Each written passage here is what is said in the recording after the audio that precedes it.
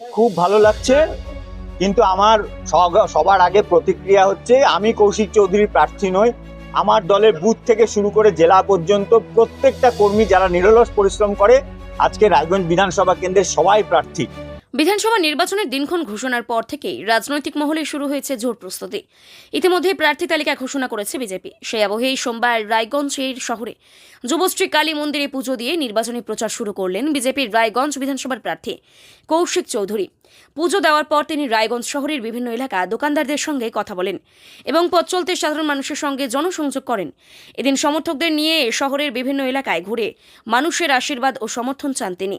সাংবাদিকদের মুখোমুখি হয়ে কৌশিক চৌধুরী দাবি করেন, রায়গঞ্জের পাশাপাশি সারা রাজ্য জুড়ে বিজেপির জয় নিশ্চিত। তৃণমূল কংগ্রেসকে কটাক্ষ করে তিনি বলেন, রাজ্য জুড়ে অপশাসন, বেকারত্ব এবং দুর্নীতির কারণে সাধারণ মানুষ পরিবর্তন চাইছে। তিনি আরও জানান, মানুষের ব্যাপক সাড়া পাচ্ছি। রাজ্যের মানুষ পরিবর্তনের পক্ষে রায় দেবে বলে আমরা আশাবাদী। রায়গঞ্জের উন্নয়ন এবং মানুষের স্বার্থে কাজ করাই আমাদের মূল লক্ষ্য।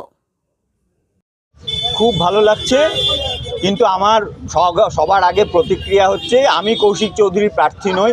আমার দলের বুথ থেকে শুরু করে জেলা পর্যন্ত প্রত্যেকটা কর্মী যারা নিরলস পরিশ্রম করে আজকে রায়গঞ্জ বিধানসভা কেন্দ্রের সবাই প্রার্থী। সবাই মিলে আমরা ভারতীয় জনতা পার্টিকে এখান থেকে জয়যুক্ত করব। কি কি এজেন্ডা রাখছেন প্রচারে?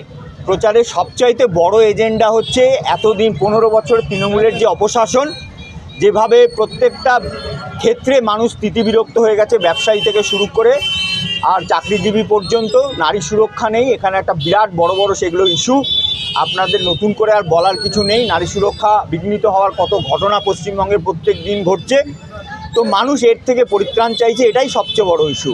রায়গঞ্জে আমরা জিতবো, রাজ্যও জিতবো, পশ্চিমবঙ্গ আমরা জিতবো।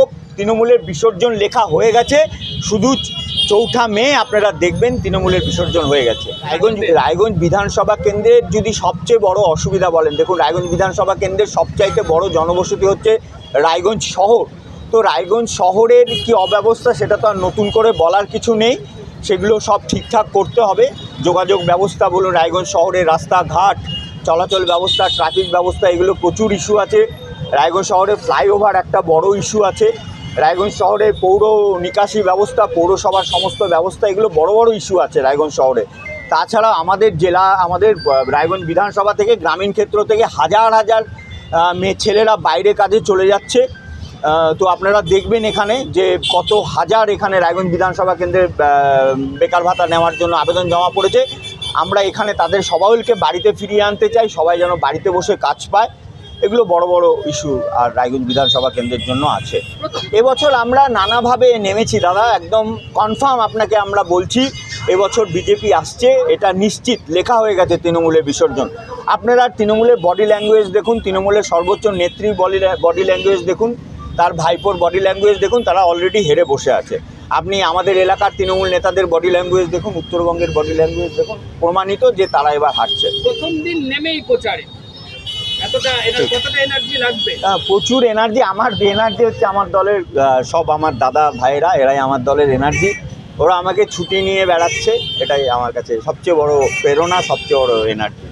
রাত হোক বা দিন, নিউরো এমার্জেন্সি সময় দেখে আসে না। হঠাৎ মাথায় আঘাত, স্ট্রোক বা অচেতন হয়ে যাওয়া, প্রতিটি মুহূর্তই অমূল্য, কারণ এখানে সময়ই সবচেয়ে বড় চিকিৎসা। এবার রায়গঞ্জেই উপলব্ধ অ্যাডভান্সড নিউরোসার্জারি সুবিধা। দক্ষ নিউরোসার্জন ও আধুনিক প্রযুক্তির সহায়তায় 24x7 জরুরি পরিষেবা। সঠিক সময়ে সঠিক চিকিৎসা ফিরিয়ে দিতে পারে স্বাভাবিক জীবন। জীবনরেখা হসপিটাল, অ্যাডভান্সড নিউরো কেয়ার।